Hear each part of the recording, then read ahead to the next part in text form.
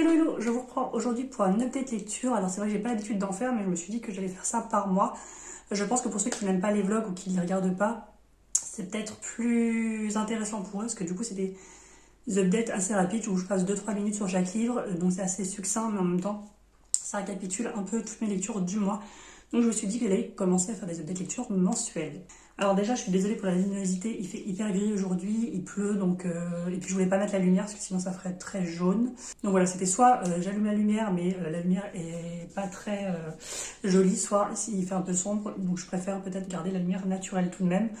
Pourtant, je suis devant ma fenêtre, hein, mais voilà, le temps fait que voilà, la luminosité est pas terrible aujourd'hui. Donc aujourd'hui, je vais vous présenter 1, 2, 3, 4, 5, 6, 7, 8, 9, 10, 11 lectures. Ce qui est pas mal, je trouve. Je commence à retrouver un rythme normal, entre guillemets, parce que je sais pas si vous me suivez depuis au moins novembre-décembre. Novembre-décembre, je crois que j'ai lu 6 livres ou 5 livres par mois, ce qui est la moitié en fait de ce que je lis habituellement, mais voilà, j'étais malade, etc., donc je vais pas revenir dessus. Donc là, j'ai du coup lu le tome 3 de la saga Terre-Mère de Ursula Le Guin, donc là c'est l'intégrale qui fait presque 1800 pages. Alors par contre les pages sont toutes fines, donc en fait moi j'ai un peu du mal en fait, c'est un peu des pages de Bible. Mais bon bref, donc j'ai lu le tome 3, je sais plus du coup. Oui, j'ai lu le tome 3 du coup qui est... Bon, en fait à chaque fois on suit c'est des petits romans ou des nouvelles en fait à chaque fois, donc c'est très très court. Là j'avoue je sais pas combien c'était de pages, mais je crois que c'était 200 pages peut-être, même pas. Non, ça fait 300 pages. Il y a aussi des illustrations dedans. Mais après, j'ai vu qu'il y avait après des nouvelles, en fait. Donc, il n'y a pas que des romans. Le troisième tome, je ne l'ai pas trop apprécié. En fait, j'aimais bien le premier parce qu'on découvre du coup le personnage de Jed, qui, en fait, qui est tout jeune, hein, qui est encore adolescent, mais qui va devenir, on sait déjà, le plus grand sorcier de Terre-Mère. Et donc, j'imagine que dans toute l'intégrale, on va découvrir son ascension à ce statut. Et... donc le premier tome, voilà, c'est vraiment le moment où il découvre en fait ses pouvoirs, parce qu'au début il n'était pas du tout au courant. Et ainsi de suite, on suit plusieurs aventures. Donc Terre-Mère, en fait, c'est un archipel de plusieurs îles. Et donc au fur et à mesure, il va faire des îles différentes et des quêtes différentes. J'ai préféré, je pense pour le moment, le deuxième tome, où il y avait un peu plus de réflexion, je trouve. Notamment par rapport aux droits et aux devoirs. En fait, aux devoirs parce que ce que vous faites ce que vous devez faire pour le peuple par rapport à votre statut, etc. Mais quand vous n'en avez pas envie, qu'est-ce que vous faites? Est-ce que vous continuez? Est-ce que vous suivez votre cœur, etc. Bref. Et là, le tome 3, j'ai trouvé que c'était un peu, peut-être, une aventure, mais en surface. Je sais pas comment dire, comme c'est très court, je peux pas vous spoiler. Mais voilà, j'ai trouvé que ça allait moins en profondeur. Après, je sais que la fantaisie d'avant allait peut-être moins en profondeur que la fantaisie d'aujourd'hui, adulte en tout cas, parce que avant c'était des romans très courts. Hein. Et que je dis ça, mais Robin Hobb c'était des romans très courts aussi, c'était 300 pages. Mais, enfin en tout cas en découpage français. Et pourtant, pour moi, je trouve qu'il y a beaucoup de thèmes abordés, de profondeur. Mais voilà, le tome 3, je n'ai pas trop accroché, mais bon, de toute façon, je vais finir en fait, je me fais un tome par mois. Si c'est des nouvelles, je me ferai un lot de nouvelles. Mais voilà, le but, c'est de finir ces 1800 pages avant la fin de l'année. Ce qui est fort probable, hein, parce que là, normalement, là, on est au mois de mai. J'ai prévu de lire, du coup, le tome 4, qui est... est-ce que c'est le tome 4? Oui, Thé à nous. Donc voilà, je vais voir ce que ça donne. Mais en tout cas, pour le moment, le tome 3, je l'ai lu, mais c'était sympa, mais sans plus. Ensuite, j'ai lu La bibliothèque des rêves secrets de Michiko Aoyama chez l'édition Nami. Donc, c'est son premier roman, a priori, qui l'a fait connaître et qui a reçu qui a été finaliste du prix des libraires au Japon. Alors après, je pense que vous connaissez peut-être plus un lundi parfum matcha et un jeudi saveur chocolat, qui sont les deux autres romans qui sont sortis, mais voilà, j'ai préféré les lire dans l'ordre. Et en plus, le pire, c'est que quand j'ai vu la chronique de un lundi parfum matcha que j'ai voulu découvrir Michiko Aoyama, mais en fait, je préfère lire dans l'ordre, je sais pas pourquoi. En ce moment, j'ai un toc sur les ordres de parution. Et donc là, en fait, on va suivre principalement 5 destinées où en fait, ils vont tous se rendre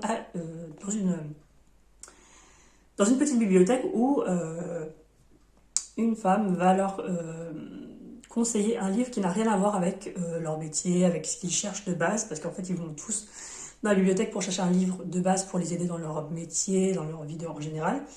Et en petit bonus, ça va leur offrir à chaque fois un livre en plus qui n'a rien à voir. Par exemple, le premier, enfin c'est pour vous donner un exemple, mais le premier c'est une jeune femme qui travaille dans un magasin de prêt-à-porter, donc elle est vendeuse, et elle cherche un bouquin, je ne sais plus de quoi, et la dame va lui donner un bouquin sur la cuisine. Et à partir de là, elle va commencer à être curieuse, elle va faire de la pâtisserie, etc. Et ça va lui plaire, et elle va chercher à en faire plus, etc. Donc voilà, je pense que... Et après, ce qui est bizarre, c'est qu'en fait, chaque personne lui demande, en fait, comment... Enfin, il y a des personnes qui lui demandent comment vous faites pour cerner aussi vite une personne. Et la dame répond, bah en fait c'est du hasard, sauf que c'est pas du hasard, parce qu'à chaque fois, bizarrement, ça aide les personnes, et c'est des personnages de tout horizon, parce que vous avez une personne retraitée, vous avez une personne au chômage, vous avez une étudiante, enfin vous n'avez pas du tout les mêmes profils. Et donc voilà, c'est très doux, c'est très poétique. Je pense que si vous avez déjà lu des romans japonais, enfin d'auteurs ou d'autrices japonais, vous savez que c'est très contemplatif, et qu'il n'y a pas vraiment d'action, mais c'est plutôt la douceur, le côté cosy, etc. Voilà, ça, entre des pavés de fantaisie, parce que j'en ai lu pas mal ce mois-ci, ça fait du bien. Donc je pense lire les autres très prochainement. Ensuite, j'ai lu, donc là je vous les montre d'un coup, mais ça fait 2 romans. Donc j'ai lu la duologie Fable, donc le premier tome, L'aventurière des mers, et le tome 2, La mer sans nom, donc chez Rajo. Alors, de base, quand c'est sorti, parce que c'est sorti il y a un moment quand même, que ce soit en VO ou en VF, parce que ils sont sortis en relié, mais je crois que le tome 2 est sorti l'année dernière. Ça me disait pas trop, mais en fait, j'ai lu la duologie de Tricia Levenseller qui s'appelle La fille du roi pirate et la fille de la reine sirène, ou quelque chose comme ça. D'ailleurs, le tome 3 est sorti, là, c'est La vengeance de la reine pirate, quelque chose comme ça. J'avais beaucoup aimé, même si, voilà, c'est du young adulte. Là, c'est un peu pareil, c'est du young adulte, ça reste très prévisible, que ce soit la romance, l'intrigue, etc. Mais ça se lit hyper bien, et en fait, comme j'avais bien aimé la duologie d'une autre autrice, donc un peu comme pareil dans la piraterie, etc. Je me suis dit que j'allais me lancer, et en fait ça se lit super bien. Après ça reste du young adulte, hein, donc c'est écrit très gros, c'est très aéré. Et en fait je me suis dit je vais lire la duologie dans le mois, comme ça. Ça c'est quelque chose aussi que j'aime bien. Hop. Pas trop joli. C'est aussi pareil en VO. Et en fait je me suis dit que j'allais les lire les deux dans le mois, parce que ça se lit extrêmement vite. Ils font chacun 400 pages, donc voilà. Et en plus, c'est très fluide. Donc là, on va suivre, je me souviens plus, donc Fable, qui vit sur l'île de Géval, et en fait, elle a été abandonnée par son père à un âge très jeune, qui lui est marchand, enfin, il est très renommé dans la marine marchande, si je dis pas de bêtises, et elle va... en fait, elle plonge et elle collecte des gemmes, en fait, et elle va demander à un capitaine, je ne sais plus son nom d'ailleurs, qui va elle lui demande en fait un passage sur son bateau pour aller du coup rejoindre son père, mais elle lui dit pas la raison en fait. Elle lui dit juste j'ai besoin d'un passage pour aller à tel endroit, et voilà. Parce que son père lui avait dit petite tu me rejoindras plus tard, mais en gros elle avait réussi à s'en sortir toute seule, et elle est assez solitaire, etc. Et en fait on va découvrir un peu de magie qui n'est pas l'élément central de cette duologie, mais qui fait que c'est assez original. Et voilà, on va suivre des histoires de piraterie, de complot aussi, parce que vous avez tous, quand vous parlez de marine marchande, etc., vous avez forcément ce côté un peu, je veux monopoliser en fait tout le commerce, etc., de certaines personnes qui sont assez puissantes, donc voilà, et elle va se faire des ennemis comme dans tous les romans young adultes. Elle est assez combative. Elle est très débrouillarde, forcément, depuis qu'elle est plus jeune, elle se débrouille toute seule. Et voilà, la romance était mignonne dans le premier tome, je trouvais que ça prenait un peu trop de place dans le deuxième. Voilà, je n'en tiens pas rigueur parce que ça reste du young adulte, et je sais que la romance, ça tient toujours une place assez importante en young adulte, la plupart du temps. Et voilà, ça se lit très bien, ça se lit très vite. Alors je crois que j'ai mis 4 étoiles aux 2, voilà, c'est pas non plus l'histoire du siècle, mais j'ai passé un très bon moment, et je trouve que si vous aimez la piraterie, les romans qui se lisent très vite, voilà, pas prise de tête, voilà, c'est pas une intrigue non plus de folie où il faut vraiment se creuser les ménages, mais voilà, j'ai passé un très très bon moment avec cette duologie. Ensuite, j'ai lu le tome 9 des détectives du Yorkshire de Julia Chapman, qui est Rendez-vous avec la justice. Donc ça, je vous en parle à chaque vlog, j'ai l'impression, parce que j'en lis quasiment tous les mois. Là, maintenant, c'est plus le cas parce que le tome 9 est sorti il y a 2 mois, je crois, il n'y a pas eu d'autres tomes depuis. Mais voilà, c'est une saga de Cozy Mystery qui se passe dans la campagne anglaise et où on suit Samson et Delilah. Donc Delilah qui a ouvert une entreprise de rencontres, une agence de rencontres, et Samson qui a ouvert un cabinet de détective privé parce qu'à la base il était policier et en fait il est revenu il y a quelques années, du coup dans le tome 1, dans son village natal où tout le monde le déteste parce qu'il est parti du jour au lendemain et il n'est pas venu à l'enterrement de son meilleur ami qui a été tué pendant la guerre, je sais plus où d'ailleurs, et voilà, tout le monde lui en veut, et puis bref, voilà. On part sur ça, et après forcément, Delilah et Samson vont se rapprocher, voilà, ça reste du Cozy Mystery, mais ça prend énormément de temps, ce qui est une bonne chose, hein. C'est un slow burn, je crois que ça commence, je crois que leur histoire commence au 7e tome, quelque chose comme ça, donc si vous aimez les slow burn, c'est pour vous. Et en fait, à chaque tome, vous avez une enquête indépendante, totalement indépendante, et un fil rouge qui suit du coup du premier tome jusqu'à aujourd'hui en fait, notamment concernant Samson en fait, pourquoi il n'est plus flic, pourquoi il est revenu en fait, tout ça après des années.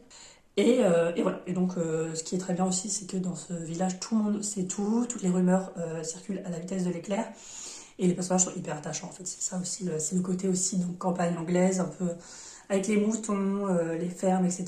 Et aussi, du coup, les personnages hyper attachants. Vous avez aussi un établissement pour personnes âgées où ils sont tous très drôles et très hilarants. Enfin, moi, j'aime beaucoup les petits vieux dans les romans. Quand c'est des romans un peu feel good, voilà, c'est toujours des personnages assez drôles.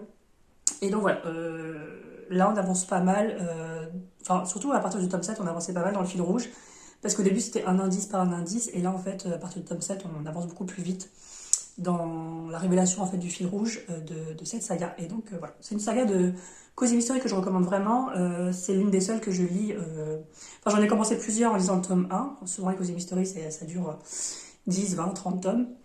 Et c'est l'une des seules que je continue. J'ai déjà lu des Cozy Mystery, mais où c'était les trilogies, etc., donc assez court. Mais pour les grandes trilogies, les grandes sagas, c'est vraiment la seule que je continue pour le moment. Donc je vous la conseille si vous aimez les Cozy Mystery. Ensuite, un petit pavé. C'est Cuchiel, le tome de l'élu de Jacqueline Carré chez Brajlon. Donc ça, c'est les rééditions de... Il n'y a pas très longtemps, hein, il y a 2 ans, je crois. Donc le tome 2 qui fait 800 pages, n'est-ce pas, comme le tome 1. Et d'ailleurs, là, j'ai prévu de lire le tome 3 pour le mois de mai, et j'ai l'impression qu'il est un peu plus gros. Cuchiel, donc, est-ce que je vais y revenir dessus, parce qu'en sachant que le vlog précédent parlait du coup de ma lecture de ce tome 2. Je vais quand même vous faire un résumé du tome 1. Donc on suit Phèdre qui, très jeune, a été abandonnée, en fait, tout simplement. C'est toujours l'histoire un peu classique. Et elle rentre dans la cour de la nuit. Donc en fait, la cour de la nuit, c'est en fait l'apprentissage en fait pour devenir courtisane. En fait, vous avez je ne sais combien de maisons et chacune a sa spécialité. Et donc elle va être de base éduquée comme telle pour devenir courtisane. Ensuite, il y a Monsieur Delaunay qui va finalement voir le potentiel en elle, et notamment la marque de Cuchiel, parce qu'elle a une marque rouge dans l'œil au niveau de l'iris, et qui est la preuve de la marque de Cuchiel. Et sa malédiction à Phèdre, c'est qu'elle éprouve du plaisir dans la souffrance. Alors dit comme ça c'est très bizarre, hein, mais en fait vous comprendrez quand vous lirez. Alors de base, je sais que j'avais vu beaucoup ce livre passer et je ne voulais pas le lire parce que, en fait, voilà, moi quand on parle de courtisane, etc., c'est pas trop mon délire, mais en fait, après on m'a dit que ça tournait beaucoup plus autour de la politique, des complots, de la trahison, des guerres entre les royaumes, etc. Et là je me suis dit, c'est ce que j'aime en fantaisie adulte. Je me suis lancée. Alors effectivement, dans toute la première partie du premier tome, il y a l'apprentissage, donc forcément, il y a des scènes explicites, il y a... enfin, c'est très orienté en fait sur l'apprentissage de son rôle qu'elle devait avoir de base. Et à partir du moment où Monsieur Delaunay la prend sous son aile et la forme, là ça devient vraiment différent parce qu'il la forme à être ses yeux et ses oreilles. Parce qu'il y a un complot qui se trame dans le royaume, notamment pour renverser la reine. Et puis voilà, vous avez plein de choses qui se passent par rapport à surtout la politique, enfin tout ça, quoi, le complot, etc. Manigance, enfin tout ce que j'aime, quoi.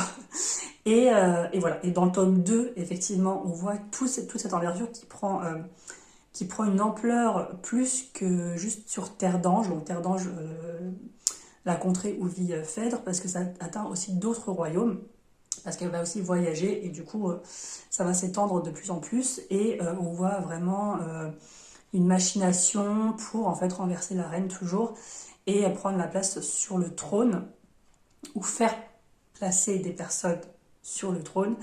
Voilà, donc ce tome 2 est beaucoup plus politique, beaucoup plus tourné vers voilà, les tensions entre les royaumes, la manipulation, etc. Donc celui-ci, j'ai vraiment adoré. J'ai eu un coup de cœur pour le premier tome, hein, mais c'est aussi le cas pour le deuxième. Là, je vais lire le troisième, je vais voir où ça nous mène, parce que on voit bien que c'est pas fini, hein, bien sûr. Mais voilà, si le côté un peu comme moi, vous courtisant, l'apprentissage, voilà, de tout ce qui est la sexualité, etc., vous dérange, dites-vous que c'est pas la majeure partie de l'histoire, c'est vraiment l'apprentissage au début, parce qu'elle de base, elle devait être formée pour ça. Et après, vous avez ce côté, tout ce côté, voilà, où Phèdre en fait devient vraiment une espionne de renom. Elle est très intelligente, très réfléchie, très observatrice. Elle est, euh, elle est très altruiste aussi, mais elle essaie d'agir en fait aussi pour le bien de son royaume, en fait, de sa reine. Et voilà, donc j'ai adoré tout simplement. Donc ne vous focalisez pas dessus. Je sais que certaines scènes peuvent être explicites, donc faites attention quand même, parce qu'il y a quand même des scènes de sexe et des scènes de violence, mais parce que ça reste de l'adulte, hein, mais c'est pas gratuit, voilà, ça explique et ça sert un contexte, donc moi en tout cas je vous conseille, et moi j'ai adoré ce tome 2, donc j'ai hâte de lire la conclusion, en sachant qu'il y a une autre trilogie qui s'appelle Imriel, donc Imriel dont le nom apparaît justement dans le tome 2, donc Imriel qui fera l'objet d'une trilogie en fait juste après Cuchel, qui est introuvable, parce qu'il n'y a pas eu de réédition, et je crois qu'il n'y aura pas de réédition dans cette édition-là. Et j'ai regardé, les tomes sont à 100 euros, enfin je me dis mais c'est fou. Donc je sais pas, peut-être que je vais les prendre en poche, mais du coup ça va pas aller enfin, ça va pas aller avec les Cuchel, donc voilà, je suis un peu triste. Mais bon, voilà, c'est la vie. Ensuite, j'ai lu Absolu les Mobilisés, c'est le tome 1 de Margot Dessen chez Big Bang, donc la collection YA de Brajlon. Donc c'est la version, je sais pas si c'est une version brochée en fait, mais c'est la version hardback. Donc j'ai eu les premiers et deuxième tomes en cadeau d'anniversaire par Marine, je le trouve très très beau. Et puis vous avez les en-têtes de chapitres aussi que je trouve qui font très technologique. Donc voilà, j'ai beaucoup aimé. C'est une dystopie, j'avoue que les dystopies, j'en lisais pas mal à la période où les dystopies étaient très très connues et très en vogue. Mais j'avoue que depuis, j'en ai plus trop lu. Et en fait, du coup, je me suis dit, c'est l'occasion. En fait. De toute façon, on me les a offerts, donc j'étais obligée de les lire. Mais je me suis dit, c'est l'occasion. Et donc là, en fait, on va suivre un monde qui en Pologne ravagée. Donc, un monde où, en fait, donc la Pologne, principalement la ville de Varsovie, a été ravagée par une chose, qu'on appelle la chose, et du coup, qui a été parquée derrière des murs de plus de 400 mètres de haut. Et donc, chaque année, vous avez 100 mobilisés, je crois que c'est 100, qui sont envoyés dans cette zone pour tuer cette chose. Et en fait, ils ouvrent les portes, ils envoient les 100 mobilisés, ils referment, et personne n'est jamais revenu. Quant à savoir s'ils sont vivants, on ne sait pas, parce qu'en fait, personne n'est rentré pour sortir, pour dire j'ai vu quelqu'un, etc. Et donc là, cette année, la même règle s'applique, donc on va suivre Prime, qui est le personnage principal, qui est de base, lui, formé pour tout ce qui est... Il voulait devenir instructeur, en fait, de base. Et pour former, en fait, les futurs recrues, les futurs mobilisés. Vous avez Johanna, qui, elle, est plus formée dans le domaine médical, et vous avez Edward, qui est plus formé dans la linguistique. Donc lui, forcément, il va avoir une personnalité un peu plus trouillarde, un peu plus réservée, parce que... la linguistique, ça n'a rien à voir avec le combat, quoi. Donc en fait, quand ils vont être, en fait, ils ne savent jamais en fait quand est-ce qu'ils vont être mobilisés et avec qui, etc. Donc là, en fait, cette année, ces trois-là vont être appelés. Et vous avez plusieurs régiments, on va dire ça comme ça. Donc dans ce régiment-là, il y en a 3, c'est eux qui vont être envoyés. Et en fait, ce qui est bien, c'est qu'on démarre très fort, c'est qu'en fait, dès le premier ou le deuxième chapitre, on a l'annonce des mobilisés, et puis bah, du coup ils sont mobilisés. Et le chapitre d'après, ils se retrouvent devant la grande porte de la muraille. Et du coup ça va très vite, parce que du coup on n'a pas tout ce temps avant d'entrer dans cette enceinte, en fait, avec des murs de 400 mètres de haut, etc. Et donc avec du coup 97 autres personnes, ils vont y aller, des jeunes en fait. Et je vais m'arrêter là. Parce que c'est tout ce qu'on dit dans le résumé et c'est tout ce qu'il faut savoir. Mais en tout cas, ce que j'ai aimé, c'est que dès le début, je trouve qu'on a un peu ce ressenti, un peu cette ambiance labyrinthe. Je sais pas si vous connaissez donc James Dashner. Alors moi, j'ai pas lu les livres, mais j'ai vu les films que j'ai adorés. Et même si j'ai eu des frayeurs, mais voilà, le labyrinthe, c'est un peu comme ça, parce que le labyrinthe, vous avez, si vous connaissez, hein, vous avez le labyrinthe, c'est fermé. Vous avez des murs et des haies de je ne sais combien de mètres de haut, donc ils peuvent pas sortir, c'est jeune, et ils cherchent un moyen de sortir, et dans le labyrinthe, quand ça s'ouvre tous les matins, ils peuvent aller chercher la sortie, mais voilà, si ça se referme, bah, ils sont coincés, et c'est la nuit en fait, il fait sombre, etc. Et vous avez, pareil, des choses qui peuvent tuer, parce que des gens ne sont jamais revenus du labyrinthe. Donc voilà, donc moi ça m'a vraiment donné des vibes du labyrinthe, donc j'ai beaucoup aimé le début. C'est très sombre parce que voilà, même si vous avez en fait, vous n'avez pas de toit en fait dans cette enceinte, mais vous avez des murs de 400 mètres, donc forcément dès que le soleil n'est plus au zénith, bah, il fait hyper sombre. La végétation a recouvert tous les murs, vous avez des traces de sang par terre, enfin, c'est vraiment glauque et très sombre, et forcément bah, ils vont rencontrer cette chose. Hein. Je vous dis pas dans quelles circonstances et quelle est cette chose, mais voilà. Et on va suivre du coup ces personnages. Donc Johanna et Prim se connaissent de base, pas Edward, mais du coup Johanna et Prim sont des amis d'enfance, et donc forcément ils vont être collés au début. Et donc Edward va rejoindre leur groupe, et on va découvrir des secrets, et comme dans toutes les dystopies, parce que ça c'est un élément aussi je pense incontournable de la dystopie, c'est qu'il va y avoir des secrets par rapport au gouvernement. Au gouvernement, enfin pas au gouvernement, mais forcément une entité en fait qui fait que pourquoi ils sont là, pourquoi... Enfin moi dès le début déjà je me suis dit c'est étrange que personne n'ait demandé à aller voir en fait, vu la technologie qu'ils ont, d'envoyer une sonde ou quelque chose pour voir s'il y avait des survivants, s'il y avait des... Vous voyez des choses comme ça, si la chose était toujours en vie ou pas. Parce qu'ils ont une technologie hyper avancée. En fait, par exemple, pour aller consulter un livre en librairie, il n'y a plus de livre papier. En fait, ils touchent un écran, il y a un hologramme qui s'affiche et ils cherchent leur... Voilà, c'est très, très technologique comme dans toutes les dystopies. Donc, déjà, au début, je me disais, mais si j'étais moi, j'aurais envoyé une espèce de sonde ou un truc mécanique, en tout cas, pour aller voir si la chose est toujours vivante, s'il y a des rescapés, mais qu'en fait, tout simplement, ils n'arrivent pas à ressortir, ou voilà, des choses comme ça.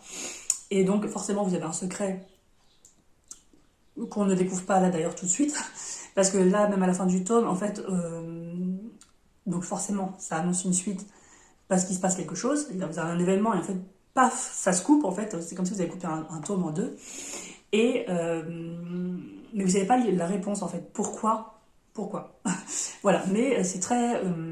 je trouve que c'est aussi glauque et aussi lugubre que le labyrinthe. Je compare au labyrinthe parce que c'est la dystopie la plus récente que j'ai vue. Mais peut-être que... Enfin, si, quoique j'ai... Bah, après, Hunger Games et Divergente, c'est un peu différent. D'ailleurs, je trouve qu'après passer une certaine partie, comme la moitié, je crois, je trouve que ça a des airs de Divergente. Je trouve que ça a beaucoup d'air de Divergente. Je vous dis pas en quoi, mais voilà, je trouve que c'est un bon mélange de dystopie. Alors, j'ai hâte de lire le tome 2. Alors, j'ai un peu peur parce que j'ai vu que le tome 2 avait un peu plus d'avis mitigés. Le tome 3 est en cours d'écriture, j'ai vu sur le compte de l'autrice. Donc, je crois qu'il sort à la fin de 2024. Donc, j'attends un petit peu, parce que celui-ci, je l'ai lu du coup, au mois d'avril, mais j'attends un petit peu parce que bah, j'ai pas envie d'oublier. Donc, là, comme je l'ai bien en tête, je pense que dans 2-3 mois, je vais lire le tome 2. Et comme ça, dans 2-3 mois après, bah, je lirai le tome 3 quand il sera sorti.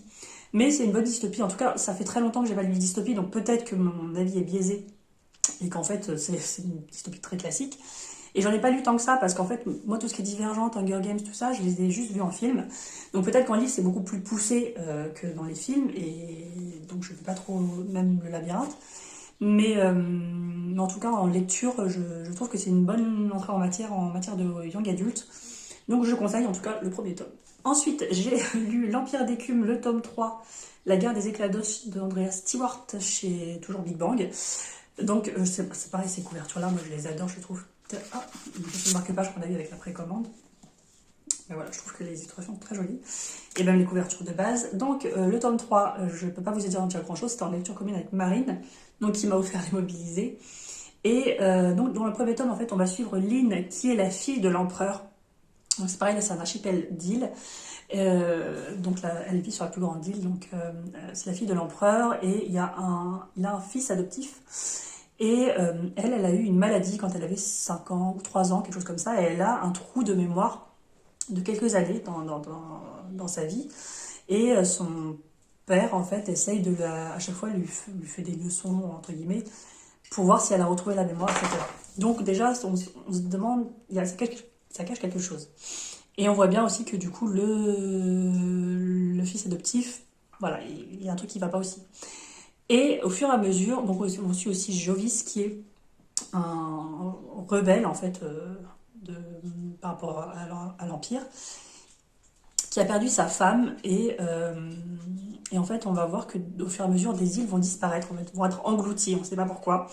Donc ils vont chercher à comprendre ce phénomène et puis vous savez cette magie très originale où en fait on utilise des éclats d'os. Donc en fait l'empereur prélève chez chaque enfant un éclat d'os derrière l'oreille pour créer des concepts. Donc des concepts qui sont des créatures. Par exemple, je sais pas moi, avec une queue de singe, une tête de lion, etc. Pour servir l'empereur, en fait, donc vous avez des bibliothécaires tout simplement, des gardes, etc. Mais vous avez aussi des créatures espions, enfin voilà. Et sauf qu'on va découvrir quelque chose, des conséquences de cette magie d'os, parce qu'au début, tout le monde, voilà, c'est un peu ce qui se fait, donc voilà, personne ne ronchonne. Mais au fur et à mesure, on va découvrir que prélever des éclats d'os a un impact, que ce soit sur ceux qui voient leur os prélevé ou sur les créatures de manière générale. Et ça va aller beaucoup plus loin, c'est très glauque. Surtout le tome 2 est beaucoup plus glauque que le premier tome. Mais voilà, j'ai adoré le premier tome, j'ai adoré le deuxième, le troisième. Par contre, je crois qu'il me semble que j'en ai parlé dans le vlog, mais j'ai trouvé quelques longueurs dans ce tome 3. Mais voilà, ça me fait pas non plus détester la saga, hein, c'est pas pour ça. La fin, je l'ai trouvée très cohérente, donc ça m'a pas dérangé non plus. Mais c'est vrai que j'ai trouvé quelques longueurs. Alors, il a l'air plus petit comme ça, mais en fait, les pages sont beaucoup plus fines. Mais voilà, c'est une trilogie Young Adult que j'adore. Voilà. C'est une des rares avec une magie très originale. Et voilà, il y a beaucoup de connotations asiatiques aussi dans le. Moins dans le premier tome, mais je trouve qu'il y a quand même des connotations asiatiques dans cet univers. Et voilà, moi je la conseille en tout cas parce en fait, au-delà de cette magie d'éclat d'os, ça va beaucoup plus loin. Parce qu'après, vous avez toute une intrigue politique, notamment à partir du tome 2 et surtout dans le tome 3, avec voilà, des royaumes qui ne se font pas confiance, qui essaient de se manipuler, etc. Donc c'est pareil, ça part dans quelque chose de beaucoup plus politique que juste magique. Et ça, c'est la carte. Donc comme je vous disais, ça fait un peu asiatique, je trouve. Donc voilà, c'est une saga que je conseille. Et je suis désolée parce que j'ai l'impression que mes avis sont un peu aléatoires. Il y en a où je passe beaucoup de temps et d'autres non. Mais là, je crois que je suis déjà à 30 minutes. Donc ça va faire trop long sinon.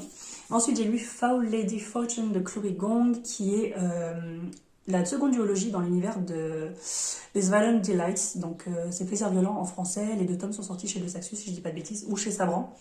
Et donc là, c'est une autre duologie qui suit un des personnages qu'on voit dans la première duologie, donc Rosalind, qui a subi une expérience et depuis, elle ne peut pas mourir, elle ne vieillit pas, elle ne dort pas. Et elle a cette capacité à se régénérer et du coup, par rapport à des actes passés, pour se faire pardonner, entre guillemets, elle va travailler pour le gouvernement en tant qu'assassin. C'est très pratique quand on guérit très vite et qu'on ne peut pas mourir. Et donc du coup, son nom de code, c'est Fortune. Et elle va devoir faire semblant d'être mariée à un autre espion, donc ça va être un couple d'espions, pour entrer dans une sphère assez fermée et enquêter sur une série de meurtres. Voilà, ça n'a rien à voir avec tout ce qui se passait donc avec l'épidémie, etc. de la première duologie. Donc là, on suit d'autres meurtres. Et voilà, donc on va suivre un peu tout ça. Et forcément, il y a des états d'âme qui vont revenir parce qu'en fait, elle a fait des choses dans la première duologie qu'elle regrette. Et puis, elle va tomber du coup sur Orion, qui est son partenaire espion. Et forcément, ça va donner des choses. Et j'ai beaucoup aimé. Voilà. Chloé Gong, c'est de la VO, mais c'est très accessible, je trouve. Et elle a une plume très addictive, très. Alors pareil, comme dans Des Violent Dealers, c'est très sombre parfois, c'est un peu glauque même. Enfin, si vous avez lu la première biologie, vous savez. Mais en tout cas, ouais, j'ai beaucoup aimé. Là, j'ai commandé le tome 2. J'espère qu'il va arriver là pour le mois de mai. Normalement, il arrive pour le mois de mai. Je crois qu'il arrive la semaine prochaine. Je vais essayer de me le caser. Comme ça, j'aurai fini la duologie. Il y a aussi un recueil de nouvelles qui s'appelle Last Violent Call, je crois, ou un truc comme ça, qui est un recueil de 3 nouvelles, je crois, dans l'univers. Donc, il suit 3 couples de personnages. Et du coup, voilà. Donc, j'ai vraiment hâte. Cette couverture est un peu trop shiny à mon goût, comparée aux autres. Enfin, à la première duologie. Mais bon, voilà, c'est très rose. Moi, je ne suis pas trop rose, hein. Je pense que si vous me connaissez depuis un moment, moi, je n'aime pas trop. Je dirais même que je déteste le rose. Donc voilà. Mais en tout cas, c'est un premier tome que j'ai beaucoup aimé. Je crois que je lui ai mis 5 étoiles. La fin, voilà, ne donne qu'envie de suivre Rosaline encore dans le tome 2. Et les autres personnages, bien sûr. Et bah voilà, j'ai rien d'autre de plus à dire parce que ça vous spoilerait beaucoup d'éléments si j'allais plus loin de la duologie, parce que c'est 4 ans après, certes, mais il y a beaucoup d'éléments qui impactent du coup cette duologie. Mais voilà, on est plus là du coup sur de l'espionnage, etc. Et une enquête, que sur du surnaturel, etc., comme dans la première duologie, mais je vous la conseille aussi. Ensuite, et j'ai bientôt fini, donc le premier c'est Le Lilas neurophérique après un hiver rigoureux de Martha Hall Kelly chez Charleston. Donc en lecture commune avec Marine, en fait on essaie de faire, je crois en ce moment, 2 lectures communes par mois. Donc on va suivre 3 femmes, donc j'ai oublié les noms, je suis désolée. Donc Caroline qui travaille à New York à l'ambassade française. Kasia qui est une jeune polonaise qui va faire partie de la résistance mais qui va être aussi déportée dans un camp de concentration, et Hertha Oberreiser qui est un médecin allemand qui va travailler justement dans ce camp de concentration où va aller Kasia. Et en fait, c'est 3 destins de jeunes femmes qui... Ouais, c'était dur. J'avoue que j'ai déjà vu des films en plus, mais comme La Liste de Schindler ou des choses comme ça, ou Le Journal d'Anne Frank. Mais j'avoue que de le lire, en fait, j'ai l'impression que mon imagination est encore plus débordante, donc c'était un peu horrible à lire parfois certaines scènes du camp de concentration. Et donc, en fait, ce qui est intéressant, c'est de voir en fait la destinée de ces femmes et comment elles vont s'impacter en fait entre elles, leur destin. Et donc Caroline, j'ai un peu moins apprécié son personnage et son histoire parce qu'en fait, elle est un peu décalée, parce qu'en fait, elle est à New York, et donc en fait, elle est un peu loin de toute l'action et elle est un peu moins impactée, même si en fait, elle connaît quelqu'un en fait qui vit en France et en fait, elle a plus de nouvelles, etc. Donc forcément, et puis elle travaille en fait à l'ambassade où elle envoie des colis aux enfants qui deviennent orphelins, etc. en France. Mais c'est vrai qu'elle est moins impactée, émotionnellement, j'ai envie de dire. Et alors que Kasia, bah forcément, elle va être déportée avec ses sœurs, sa mère. On va découvrir du coup, les expériences que les médecins allemands faisaient sur les réfugiés qui étaient en camp de concentration. Et là, c'était horrible. Mais vraiment, des fois, j'avais envie de vomir. Donc, franchement, si vous n'avez pas le cœur accroché, que tout ça, ça risque de vous déranger. Moi, je savais que ça allait me déranger. Mais j'ai tellement vu de très bons avis déjà sur cette autrice de base et sur ce roman-là en particulier. Parce que les autres, je ne sais pas si ça parle de concentration, je ne crois pas, parce qu'il y en a écrit 2 autres juste après. Et je savais, mais parfois j'envoyais des messages à Marie en me disant oh, c'est horrible et tout, j'ai du mal à lire. Mais voilà, je me dis c'est pour l'histoire en fait que je le lis, pour cette mémoire en fait. Et vous avez aussi Hertha du coup qui est médecin, donc du coup de l'autre côté, si on peut dire ça comme ça, et qui en fait va travailler pour le gouvernement SS. Et en fait de base, quand elle fait ses études, c'est la seule qui parvient à devenir médecin. Donc elle fait des études de chirurgie, mais personne ne va lui donner de poste de chirurgien parce qu'ils se disent une femme n'a pas droit à ce poste. Donc elle va juste devenir dermatologue au début, et puis après elle va être appelée par le gouvernement justement pour travailler dans ce camp, donc pour étudier, pour faire des expériences, etc. Et donc on voit bien qu'elle est tiraillée parce qu'elle dit mais c'est pas normal, etc. Mais elle le fait quand même parce que elle a peur des représailles, etc. Donc voilà, je dis pas que c'est justifié, hein. Je dis juste ce qui est dans le roman. Et voilà, c'était horrible. Mais je trouve que c'est pour un travail de mémoire par rapport à la guerre, surtout que j'ai vu que l'autrice avait fait des recherches sur des faits réels. Donc là, c'est encore plus dur, même si je savais hein, l'atrocité qu'il y avait dans les camps de concentration à l'époque. Mais voilà, ça n'en fait pas que c'est moins dur de lire en tant que fiction. Mais voilà, j'ai adoré, donc je pense que je lirai très certainement les 2 autres, sûrement dans l'ordre de parution aussi, parce que celui-là, je crois que c'est le premier. Mais celui-là, je voulais lire là, de base en hiver, parce que ça parle d'hiver, mais en fait ça n'a rien à voir. Et du coup, voilà, c'est un roman très important, je trouve, si vous aimez les romans concernant la guerre mondiale, bien sûr, mais même pour quelqu'un qui est assez sensible comme moi, je pleure encore devant des dessins animés, hein. Mais voilà, j'ai trouvé ça très dur, mais en même temps c'était très beau. Et vous avez une belle entraide en fait dans le camp de concentration, j'ai envie de dire, vous n'avez pas trop le choix non plus. Et, euh, et voilà, puis j'ai aimé la fin parce que je trouve qu'elle est très cohérente, même si j'aurais préféré qu'elle se termine autrement peut-être. Mais voilà, je vous la conseille si vous aimez les romans sur la guerre mondiale et les romans historiques de manière générale. Ensuite, le dernier, là je vais passer très rapidement parce que c'est un tome 4, Retour à la Villa aux Étoffes d'Anne Jacobs chez Charleston. Donc c'est le quatrième tome de la saga La Villa aux Étoffes. Et là on est en 1930. Donc en fait, que je vous disais, je crois dans le vlog, qu'on commence en 1912 pour le premier tome. Après on est pendant la Seconde Guerre mondiale dans le deuxième. Dans le troisième, c'est le retour en fait après la guerre, donc avec les séquelles, etc. Et là on est en 1930. Donc j'imagine, et on parle un peu de la mise en place en fait du régime d'Hitler en fait au fur et à mesure. Donc voilà, je pense que dans le tome 5 que j'ai prévu d'ailleurs là pour le mois de mai, j'imagine que ça va parler de la Seconde Guerre mondiale. Donc voilà, j'ai rien à vous dire de plus à part que voilà, comme d'habitude, ça fait très Downton Abbey, ça fait très c'est une saga familiale en fait où on suit les domestiques, les maîtres de maison, leurs déboires, leurs espoirs, leurs amours, leurs difficultés financières, leurs opinions politiques, etc. Donc voilà, je dirais pas que c'est les lectures du siècle, mais c'est une saga. Enfin, moi j'ai regardé Downton Abbey que cette année et j'ai enchaîné en fait les saisons. Je crois que j'ai dû regarder ça en 2 mois, quelque chose comme ça. Et c'est très addictif parce qu'en fait on commence à s'attacher aux personnages au fur et à mesure de les voir pendant plusieurs années. Donc voilà, c'est une saga que je recommande si vous aimez les sagas familiales, historiques, qui suit les personnages sur plusieurs générations, plusieurs années, plusieurs décennies.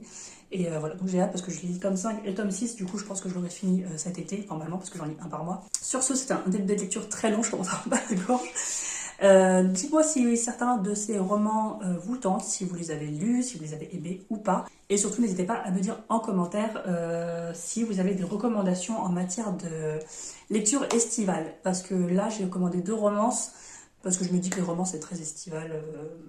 Je sais pas pourquoi, peut-être pas en fait.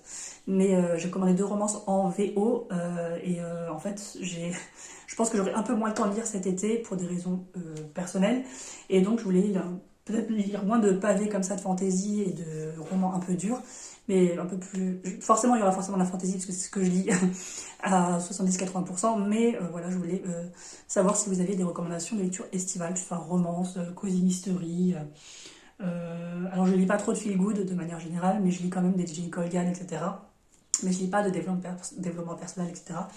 Voilà, ou même des romans qui se passent en été de fantasy, enfin en été par exemple la piraterie, moi je mettrais ça dans les romans d'été. Voilà, n'hésitez pas à me faire des recommandations que vous estimez pouvoir être lus en été ou même pas pour être lus mais que vous recommanderiez pour les lectures d'été. Voilà, n'hésitez pas à mettre un petit commentaire ou si vous avez pas très envie de mettre un commentaire, vous pouvez mettre du coup un petit emoji livre de toute façon parce que c'est un update lecture donc n'hésitez pas et puis moi je vous retrouve pour une prochaine vidéo.